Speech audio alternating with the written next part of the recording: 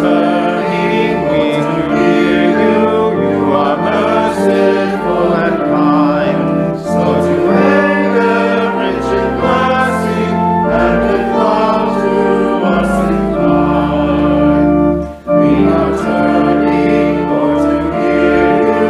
You are merciful and kind, slow to anger, rich in mercy, and with love to us inclined. The Holy Gospel according to Matthew, the 6th chapter.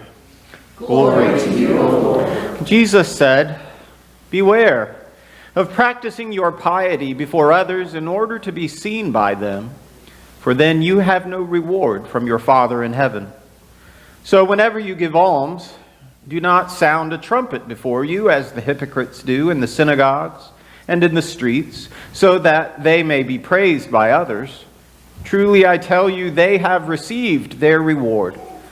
But when you give alms, do not let your left hand know what your right hand is doing, so that your alms may be done in secret, and your Father who sees in secret will reward you.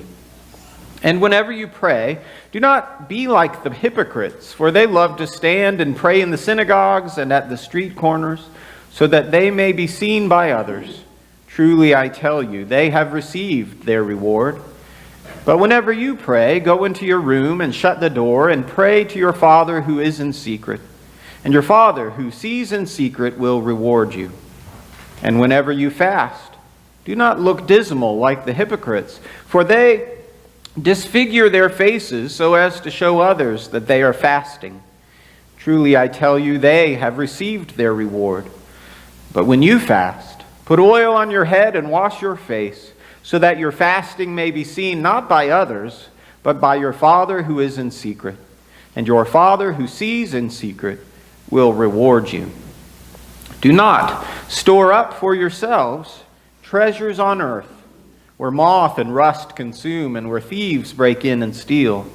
But store up for yourselves treasure in heaven, where neither moth nor rust consumes, and where thieves do not break in and steal. For where your treasure is, there your heart will be also." The Gospel of the Lord. Praise to you, O Christ. Have you heard of this app called We Croak? Let me clarify. There's an app for your phone, and it's called We Croak. And here's what it does. If you get this app, then 5 times a day it will send a message reminding you that you are going to die, that you are going to croak. We croak, every one of us. And this app is designed to make sure you don't forget it. Now, the makers of this app aren't just doing it for the shock value. The idea is to think about death in order to improve your life. Here's what the promo material says. We find that a regular practice of contemplating mortality helps spur needed change, allowing us to let go of things that don't matter and honor things that do. I have to tell you, I think they're on to something. I'm not saying you should download it from the App Store right now. You can at least wait till after worship. But being reminded that you are going to die as a wake-up call to change, that's what Ash Wednesday is all about. After all, said in the heart of the Ash Wednesday service are these words: "Remember that you are dust, and to dust you shall return." It will be said to you one time, not 5, but the meaning is still the same, isn't it? You are mortal. You are perishing. You are going to die. Cheery? No. Comforting? Not really. But true? Yes. Yes, it's true. And so this is what we've signed on for this evening, a confrontation with the reality of our own pending death. Not for shock value, but for faith value, to help spur needed change in us, allowing us to let go of things that don't matter and honor things that do.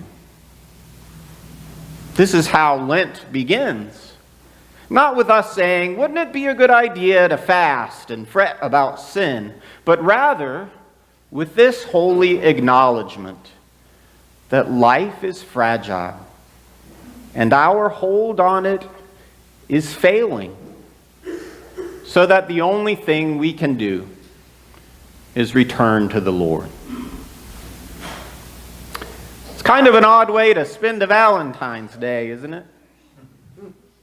Although maybe there's something to be gained from its message too. Maybe Valentine's Day is a phony holiday created by the Hallmark Company to try to sell more cards in that slow time between Christmas and Mother's Day. But it's still a day that people go out of their way to tell others that they are loved. That they are loved. And if that's what Valentine's Day is to them, well, then I think they're on to something. You are loved. That's a powerful sentiment. And it's true. You are loved. Whatever is going on in your life, no matter how you think anyone else feels about you, you can be sure you are loved. You are loved by God. That good news takes center stage in tonight's worship too.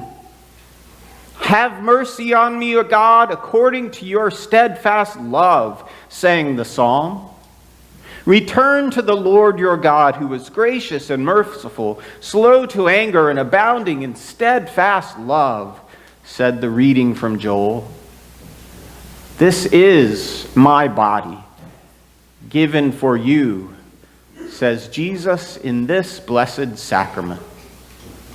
And these words and the promises they invoke are meant to be life-giving.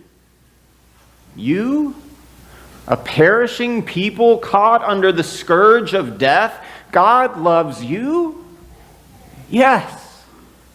Yes. 1,000 times yes. Tonight we enter into the season of Lent, which is a season to focus on our spiritual journey, renewed through fasting, prayer, and works of mercy, recentered as we confess sin and seek to live more faithfully. But so much more importantly than these things, Lent is a season that finds its deepest meaning in the journey of Jesus, who took upon himself suffering and death for love's sake, for your sake. Lent is about the story of the one who loves you. These two messages, you are mortal, you are loved. They say two true things about us, each with their own implications for this season, for this life as people of faith. You are mortal. You are loved. If only there was a sign, some sort of symbol to smudge on our brows that told us both those things. That death is our fate, but love is our promise. That the ash of death is real, but the cross of love is true and everlasting. Amen.